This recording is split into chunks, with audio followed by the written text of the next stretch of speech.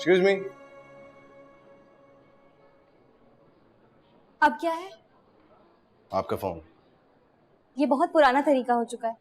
लड़की की अटेंशन लेने के लिए पहले रुमाल और अब फोन देके उसे पुकारना कि आपका मोबाइल।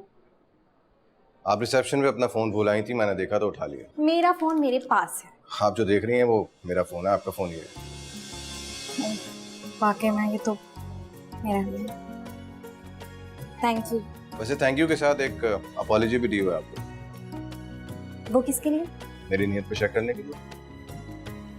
अरे जाएं जाएं, फजूल बातें मत करें। मैं किसी से सॉरी वॉरी नहीं बोलती। जी।